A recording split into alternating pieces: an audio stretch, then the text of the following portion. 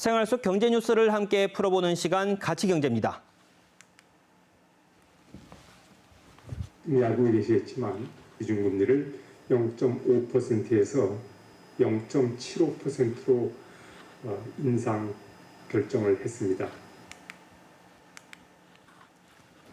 지난주 한국은행 금융통화위원회가 기준금리를 올리면서 경제 뉴스는 온통 금리 관련 기사로 넘쳤습니다.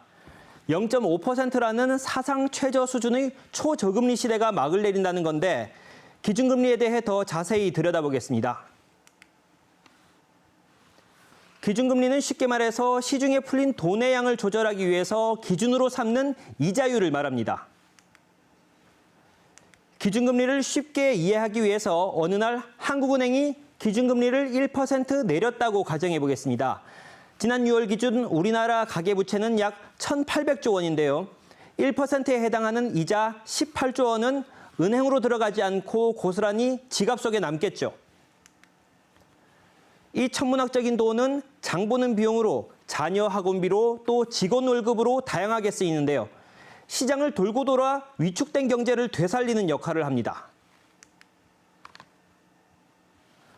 지난 2008년에도 세계 금융위기 당시에 경기가 급격하게 꺾이자 한국은행은 6달 동안 이렇게 6차례나 기준금리를 내렸는데요. 마찬가지로 은행으로 들어갈 이자를 시장의 여윳돈으로 풀어서 불황을 이겨내려 했던 것이죠. 코로나 시대에도 마찬가지입니다. 지난해 초 코로나로 경기가 크게 위축되자 한국은행은 1.25%였던 기준금리를 0.5%까지 내렸죠. 이 상태로 쭉 초저금리를 유지해오다 지난주 갑자기 기준금리를 0.75%로 올리면서 통화정책에 변화를 준 건데요. 이런 조치가 기업 투자나 가계에 미치는 영향이 상당하기 때문에 기준금리 관련 기사가 유독 주목받았던 겁니다. 그렇다면 한국은행은 왜 기준금리를 인상했을까요? 가장 큰 이유는 초저금리 기조 아래서 시장에 여윳돈을 오랫동안 풀어놓다 보니 이 돈이 부동산 투자에 몰려서 결국 주택가격 폭등으로 이어졌기 때문입니다. 결국 집값을 낮추기 위해서 정부가 기준금리를 올려서 돈을 다시 걷어들이려는 거죠. 게다가 가계부채도 눈덩이처럼 불어났고요. 이처럼 풀었던 돈을 다시 걷어들이는 움직임은 우리나라뿐만 아니라 미국에서도 나타나고 있는데요.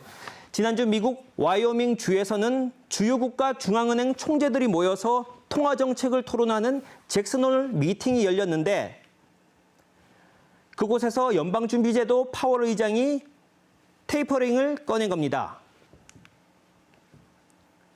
테이퍼링, 사전적 의미는 끝이 가늘어지다라는 뜻인데 경기 부양을 위해서 쏟아부었던 돈을 걷어들이는 정책을 말합니다. 이런 대외 환경 속에서 우리나라는 미국 상황을 예의주시하며 기준금리 추가 인상을 검토하겠다고 밝혔는데요. 전문가들은 올해 안으로 기준금리가 0.25%포인트 정도 더 올라갈 것으로 예상하고 있습니다. 그런데 여기서 궁금증이 생깁니다. 왜 금리 인상 단위가 0.25일까? 실제 우리나라 기준금리 변화를 보면요. 매번 0.25, 0.5, 0.75, 그리고 1% 등 0.25%포인트의 배수 단위로 오르내린 것을 알 수 있는데요.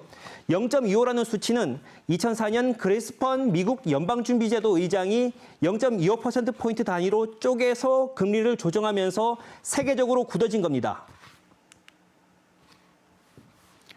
기준금리 변화가 시장에 미치는 영향이 워낙 크기 때문에 작은 폭으로 천천히 조정한다고 해서 아기 걸음마를 뜻하는 베이비 스텝으로 부르기도 합니다.